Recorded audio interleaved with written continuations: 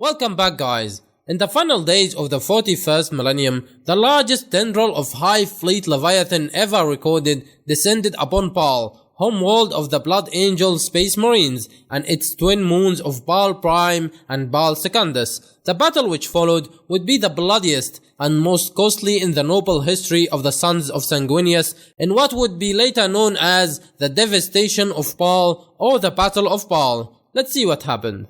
News reached Baal in 998 M41 that the defenses of the Crypt and Shield, the fortified walls of the Cryptus system, long intended to hold back the might of Hive Fleet Leviathan and shield the Blood Angel's home system, had collapsed. Commander Dante had already put plans in motion to defend the Blood Angel's homeworld, with detached strike force fighting hit-and-run battles with the Leviathan's smaller splinter fleets throughout the Red Scar. Meanwhile, the defenses of Baal and her moons were bolstered like never before. Indomitable fortresses rose above the sweltering sands, and the might of the Blood Angel's successor chapters, the Sanguinary Brotherhood, gathered from across the galaxy. Yet still, it did not seem to be enough, for the Tyranids were seemingly without number, and Hive Fleet Leviathan was learning the weaknesses of its prey at an exponential rate. Knowing that the consumption of the Cryptus system would open the floodgates for the unstoppable Tyranid invasion of Baal, Commander Dante took action.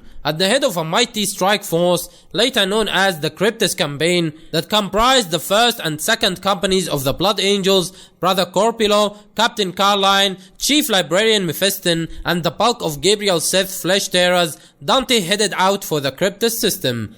This mighty force reached the Cryptus system in time to aid the last hard-pressed Imperial defenders and avert complete catastrophe. Yet the war that followed was unremittingly savage, with both the Imperial and Xenos forces suffering rapidly escalating casualties. The Blood Angels were eventually forced to unleash an ancient weapon of Necrontyr provenance called the Magno Vitrium to annihilate an entire world of the Cryptus system and use its debris to gut the onrushing Splinter Fleet. Showing his wisdom, Dante accepted that the Tyranids had been slowed, but not stopped. The Blood Angel's commander ordered his forces to return to Baal, his chapter intended to fight for its survival upon the walls of its birth. By the opening days of 999 M41, the Baal system had been reinforced like never before. Answering Commander Dante's call, one Blood Angel's successor chapter after another arrived to offer all of their strength. Fleet of cruisers and battle barges gathered in the void around Baal and its moons, their combined might enough to crush star systems and end walls. Still, as deep void aspect screens turned blood red with contact runes and a 10,000 kilometer wide tidal wave of chitin and flesh surged into the Baal system, it seemed unlikely that it would prove enough. With the Tyranids closing in, Commander Dante and his closest lieutenants authorized deeds that would have been unthinkable in brighter days. The Blood Angel's precious gene seed reserves were removed from the storage crypts, packed carefully for transit under the watchful eyes of sanguinary priests, and then sent away on a swift starship with a hand-picked complement of guards. At the same time, millennia of tradition was cast aside, as Blood Angels gunships gathered every viable aspirant they could from the nomadic tribes of Baal Prime and Baal Secundus. These youths were armed, and then ferried to the Arx Angelicum. There they formed defense garrisons whose strength was intended to augment that of Sanguinius' sons. At least 40,000 wide-eyed youths are gathered in this way, and told that any who survived the common battle would surely prove their worthiness to join the chapter's ranks. All the Sanguinary Brotherhood heeded Dante's call and came to the Blood Angel's aid, from the ferocious flesh tearers to the noble blood drinkers, and even the savage warriors of the Carmine Blades. Every single battle brother would be vital in the upcoming war, for the Tyranid fleet was enormous, by far the largest Tyranid host ever recorded by the Imperium. Commander Dante ordered his naval vessels to strike at the enemy and slow their advance. Hundreds of thousands of bioships in clusters so thick that the invasion fleet seemed to be one vast many-limbed organism surged towards Baal. The Blood Angel's own fleet met them head-on, its numbers bolstered by the presence of several space-borne successor chapters. Across 100 fronts, the red armored voidcraft of the Blood Angels and their successors struck at the fleshy Tyranid hive ships. Lances and gun decks split the darkness with their fury. Ruptured bioships tumbled away, slicks of ether spilling from the sundered innards to freeze in the merciless void. The sky above Baal erupted in a violent firestorm as the rugged vessels of the Space Marines slammed their way into the midst of the approaching Tyranids, launching devastating broadsides and storms of nuclear-tipped warheads. Valorous as this naval action was, it was also hopeless. One by one, Space Marine battle barges and cruisers were isolated and overwhelmed, battered by organic missiles and enveloped by swarms of smaller bioships. Entering low orbit over Baal and its moons, the Leviathan's vessels began to disgorge clouds of spores and organic transports into the atmosphere. As the void battle raged overhead, the defenders of Baal awaited the first waves of Tyranids, taking up positions amidst Horus Heresy era fortifications that had been unearthed and rebuilt by chapter serfs and servitors. Baal and its twin moons had been transformed into killing fields, dotted with artillery redoubts, mine-laced choke points, and crisscrossing fire zones. Dozens of Tyranid bioships were butchered, hundreds of thousands of warrior organisms slain before they ever saw the irradiated sands of Baal. Still the Blood Angels were driven back, every victory carrying its own butcher's bill in flaming hogs and dead battle brothers. Soon enough, the Void War became unsustainable as more and more Tyranids emerged from the darkness in squamous waves, with the surviving Voidcraft forced to fall back and harass the Hive Fleet's flanks. The Blood Angels now faced the full fury of the Tyranid invasion. On Baal, Baal Brime and Baal Secundus, aircraft-sized mycetic spores darkened the skies in their millions. The shadow in the warp settled like a shroud around the Baal system, choking off any further hope of reinforcements. The sons of Sanguinius stood alone in the face of the hurricane of death to come. The first few Tyranid swarms to make Planet 4 were obliterated by pre-ranged artillery bombardments and bolter rounds long before they reached the defensive lines. Yet with each passing moment, more spores rained down from low orbit, their bulging flesh sacs bursting open to disgorge warrior organisms into the fray. By the 10th wave, the ground was barely visible beneath a stampede of chitin armored bodies. Amidst this carpet of living flesh loomed colossal synapse creatures, hive tyrants and giant tervagons, which spewed out gaunts by the score. These monsters directed the swarms around them, even as they unleashed salvos of burning bioplasma or tore great rents in the fortifications with massive weapon limbs. Genestealer broods swept into these breaches, where the fighting descended into frantic hand-to-hand slaughter. At the rear of the Tyranid swarms, a hulking creature surveyed the carnage, observing the Blood Angel's strategies, directing its lesser kin to counter their every move with a cunning born of aeons-long warfare. The Swarm Lord, herald of the Hive Mind, had been spawned anew to ensure the Blood Angel's demise. On Baal and its moon of Baal Secundus, rippling tides of warrior organisms surged into the defenders' guns and were shredded amid storms of fire. Their corpses piled up in hideous drifts, yet still they pressed forwards, meter by meter. The settlement of Angels Fall, where the Blood Angels gathered all aspirants for the trials to become new initiates of the chapter, became a blood-drenched altar to the gods of battle, its defenders massacred by an avalanche of bodies and razored talons. Gabriel Seth and his berserk flesh tearers led the counter-attack, tearing the heart from one Tyranid swarm after another, but their victories did not come without cost. At the same time, elsewhere on Baal Secundus, the Carmine Blades held firm in the face of each Tyranid attack, feet planted, bolters roaring. They defend Baal's astropathic relay against impossible odds, bringing honor to their names with each bloody day that dawns in the hope that someone, anyone will hear the astro-telepathic call for help of the scions of Sanguinius. On the Mole of Baal Prime, the situation was worse still, as the Tyranids hurled overwhelming forces into battle. Over the course of weeks, the scions of Sanguinius hurled back 19 waves of Tyranid assaults, fighting with a valor and skill that honored the memories of their fallen Primarch. Blood Drinkers fought back to back with Angels in Carmine, forming a circle of blades and bolters against phalanxes of advancing Tyranid warriors. Blood Angels Assault Marines leapt into the heart of the enemy swarm, hunting the largest and most ferocious monsters. Amidst rat-scorched desert valleys, massed formations of Adeptus Astartes tanks and artillery clashed with stampedes of charging carnifexes in a grinding, churning maelstrom of metal and flesh. For solar weeks, the fighting raged on. The Tyranid body count spiraled upwards with breathtaking speed. Dante's warriors felling hundreds of Xenos for every one of their own that fell. With every Tyranid attack, more battle brothers were slain. 5 chapter masters amongst the Blood Angels Sanguinary Brotherhood gave their lives to hold back the surging tide. But as the bodies piled higher, it seemed such selfless sacrifice would be for naught. Baal was ready to fall.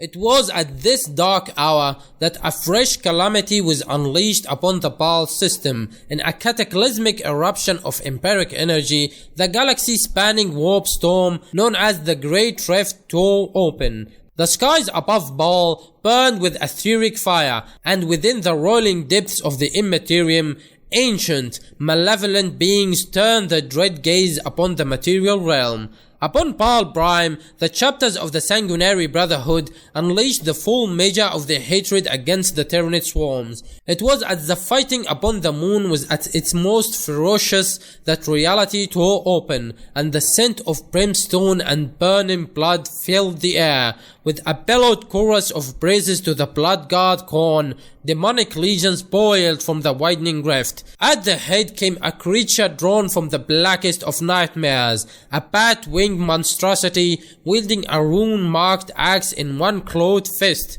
and a barbed whip in the other. This was Kapanda, Bloodthirster of Khorne. No foe was more hated by the sons of Sanguinius.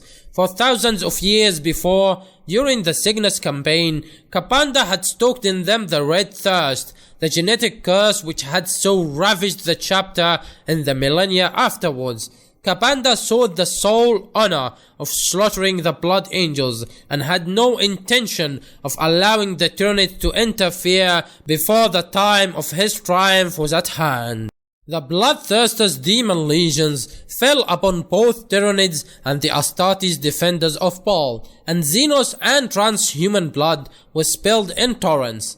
Tyranid warriors hacked and tore at leering blood letters, while stampedes of blood crushers swept across the gore-splattered earth, smashing termagants beneath their brazen hooves.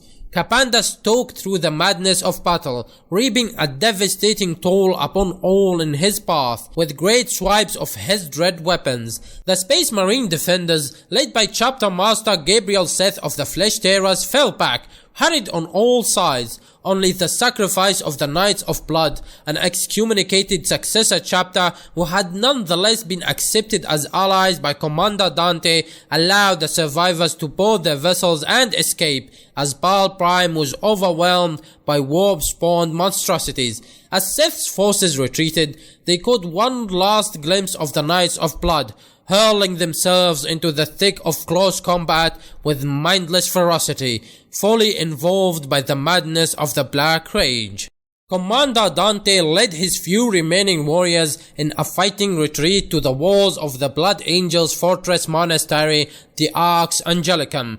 Time itself was a victim of the surging empiric insanity. It seemed as if the carnage stretched on for Terran years, as Xenos and Space Marine fought and slew, racing towards a mutual annihilation. The greatest Tyranid wave yet then slammed into the defenses of the Arx Angelicum and finally breached them. 3 successor chapter masters fell in the Battle of the Dome of Angels alone.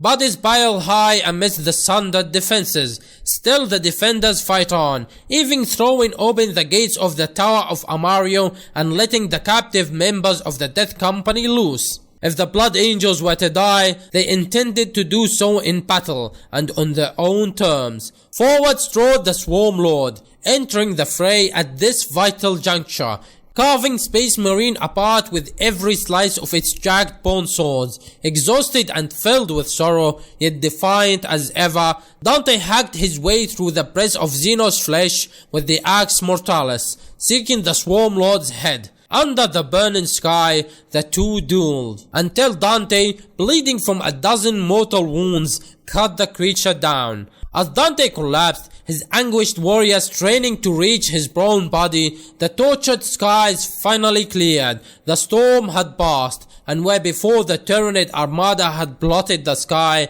not a single Xenos vessel remained. In their place were majestic Imperial ships. The Primarch Reboot Guilliman, the resurrected avenging sun, had arrived at the head of the great Indomitus Crusade. Now it was drop pods and storm raven gunships which dotted the skies above Baal. As Guilliman and his warriors crashed down into the midst of the Tyranid swarm, Hive Fleet Leviathan's remaining ground forces still outnumbered the Space Marines, but the death of the Swarm Lord and the destruction of the Tyranid fleet left it reeling, with the Primaris Space Marines fighting at Guilliman's side, unleashing devastatingly accurate salvos from their Mark II Colt pattern bolt rifles. The mighty host of the Leviathan was cut to pieces. The salvation of Baal did not come quickly, or without cost, even as Guilliman forces rained down to relieve the siege of the Arx Angelicum, even as they joined forces with the surviving sons of Sanguinius and fought to purge Baal and its moons of Xenos. Still more Imperial lives were lost, yet hopeless defeat has become a glorious victory against all the odds.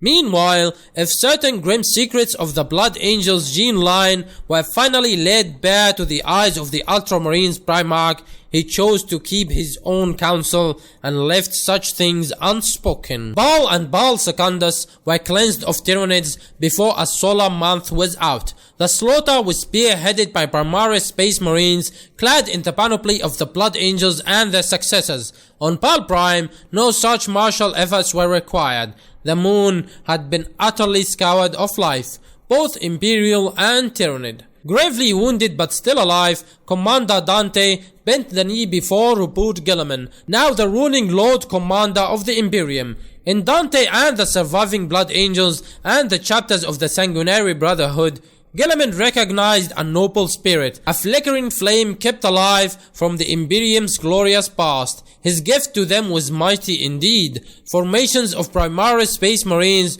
with which to bolster the devastated ranks, derived from the bloodlines and gene seed of Sanguinius.